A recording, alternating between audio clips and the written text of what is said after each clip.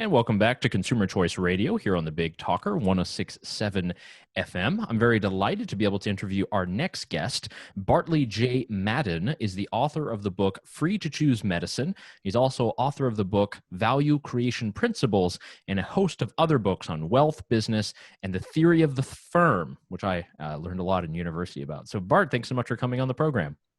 Great to be here. So we wanted to get you on because there's a lot of stuff that's been happening in our new COVID era, but there's a lot of talk about medicine, about regulatory approvals, and there's a lot of questions about the role of government and the role of innovation in kind of our healthcare system and our pharmaceutical system. And it seems as if there's still a lot of room for good ideas out there. And this plan that you've put out there, the book that you've written, I think gives a very, very good idea. If you could sum it up for our audience, what is free to choose medicine, if you had to do it in just a quick elevator pitch? Well, the very quickest is to say that free to choose medicine brings consumer choice and competition into the FDA's monopoly on access to new drugs. And the background is that, we all want to live longer, healthier, and more productive lives. And achieving that requires a drugs to patients system that's controlled by the FDA to be efficient. And you ask yourself, what should be the goal of that system that we rely on? And common sense says it should be better drugs sooner at lower cost. Now, the FDA is failing in achieving that goal. It takes 10 to 12 years to get a drug approved at a cost, when you include the cost of failed drug trials, of about $2.5 billion. And sky-high prescription drug prices is one result. But there's another terrible cost, which never makes it on the nightly news.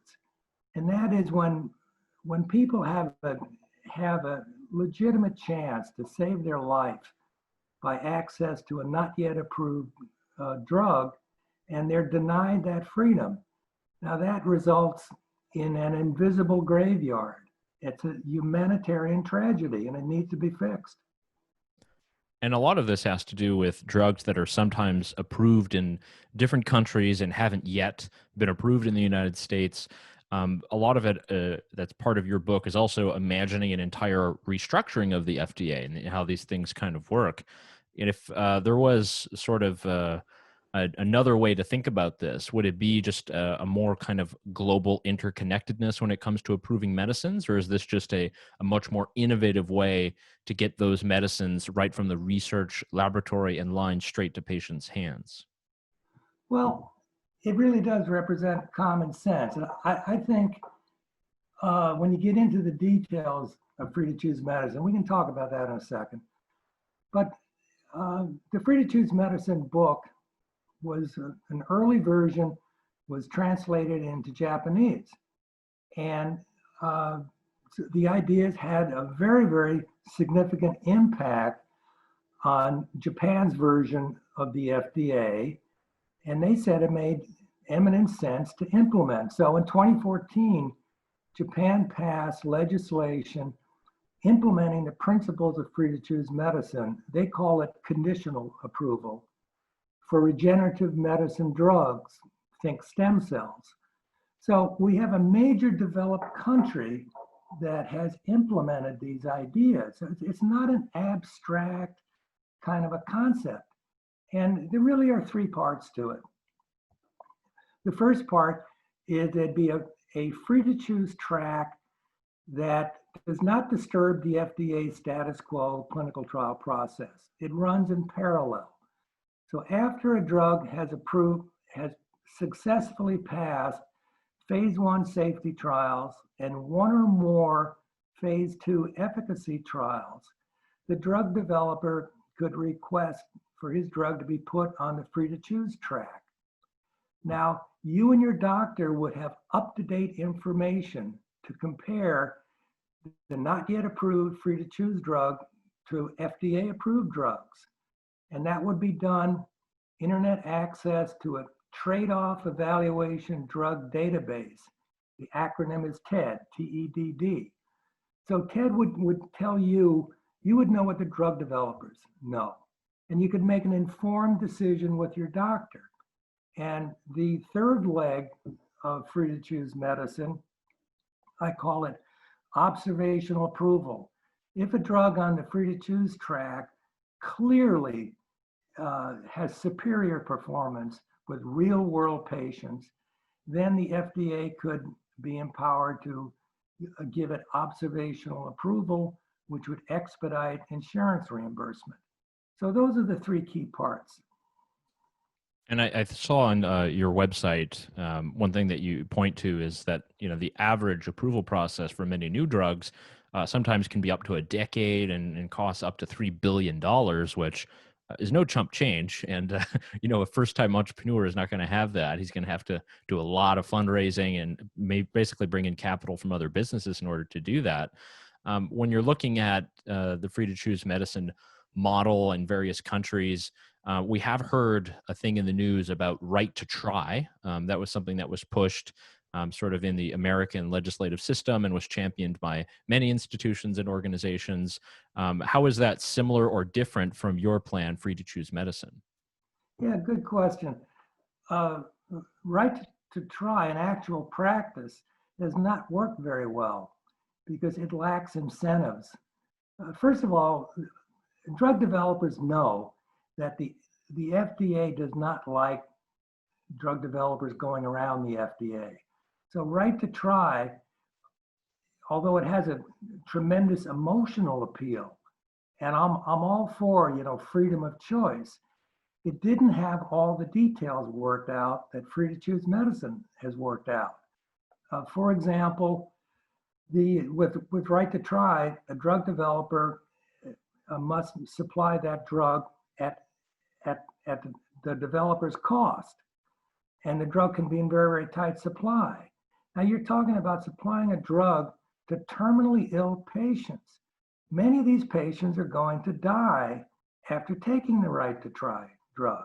So the drug developer has to seriously worry, what further demands will the FDA put upon us if people are dying after taking our drug?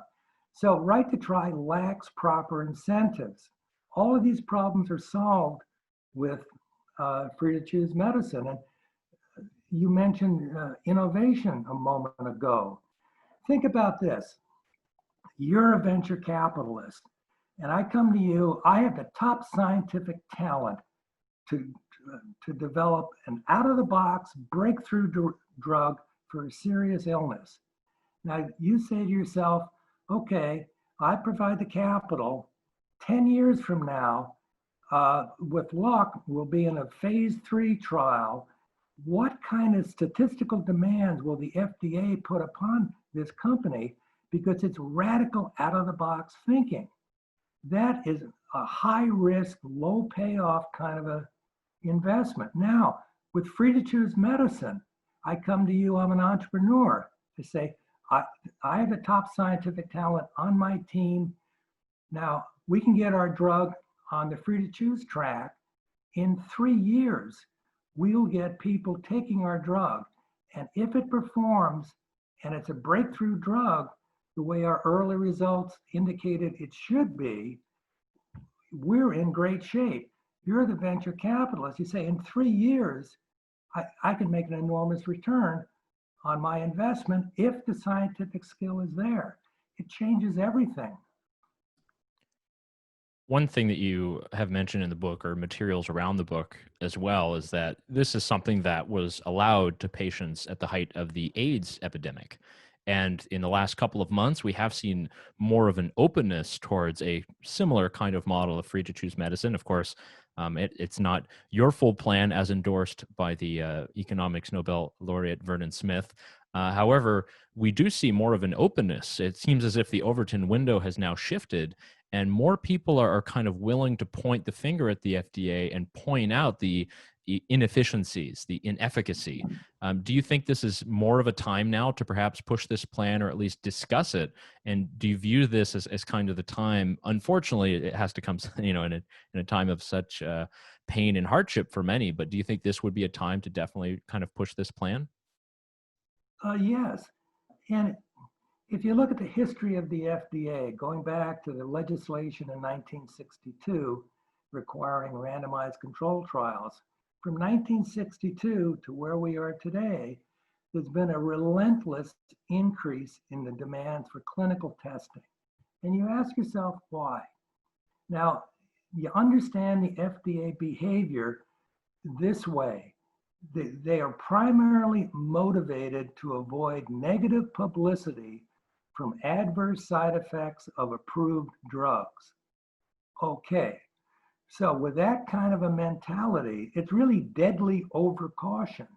They will always demand more and more clinical testing because earlier I mentioned the invisible graveyard of all these people who die silently because they've been denied freedom of choice.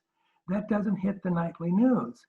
Now, when there's political pressure in the early 1990s, the AIDS activists marched on Washington saying, this is insane.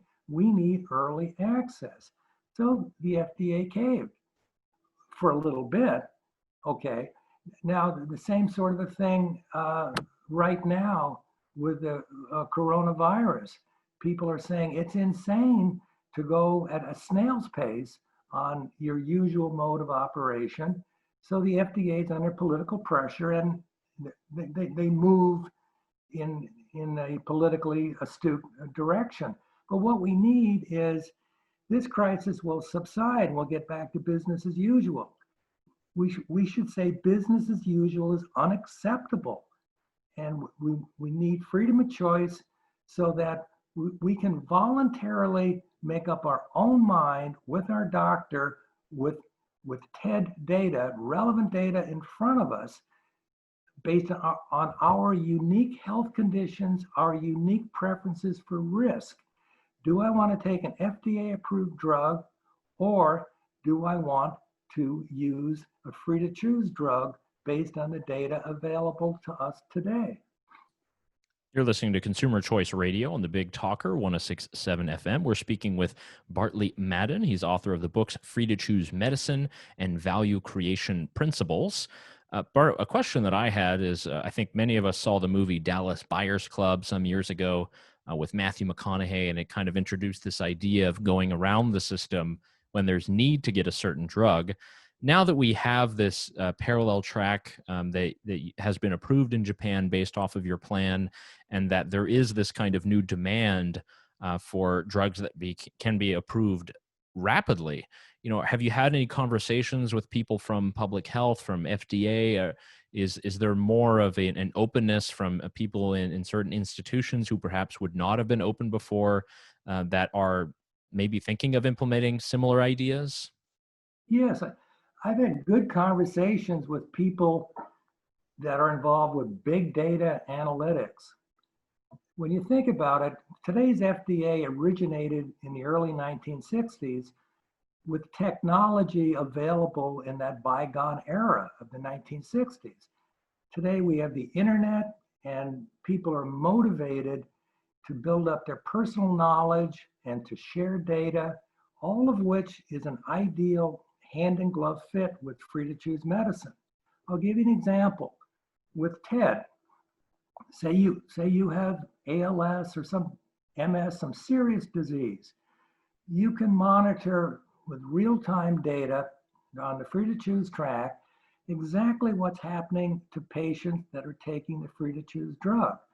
Now, TED will have treatment results, but in addition, it will have data on biomarkers and genetic data on patients that are taking the drug. So with big data analytics, we can in real time isolate subgroups of patients that do extraordinarily well or perhaps don't respond to the drug. And I can sit down with my doctor and say, am I in one of these subgroups that does extraordinarily well with this free-to-choose drug? So we're using modern technology, which there's every reason to do that with big data analytics. There's a lot of criticisms that have come up in the last year, maybe 2 or 3 years, about the American health system. And, as someone who advocates for more consumer choice in the system, that's not a surprise to many. Though a lot of the criticisms come about because people say that, our system is too complicated or it's too privatized. You hear this a lot from the Democratic presidential candidates.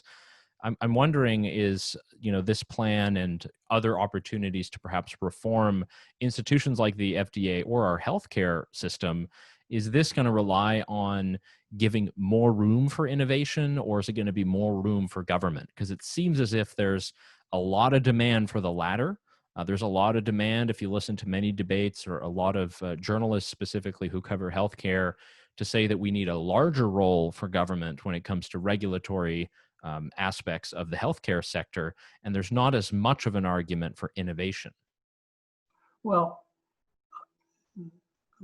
when given the chance, I think people will want transparency and comparison shopping, or being able, right now, we cannot evaluate the FDA's regulatory process. What do we compare it against?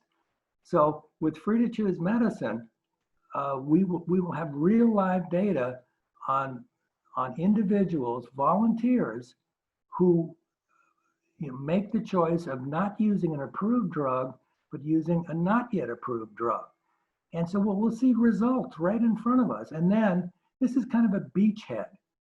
We're not tearing up the FDA. It's, you maintain the FDA, you just have a competitive alternative. And when we talk about prices, everyone knows that the prices for healthcare are straight up. They go up every year. What's the one part of healthcare where the inflation-adjusted prices are actually going down? Cosmetic surgery. Why? Consumer choice and competition.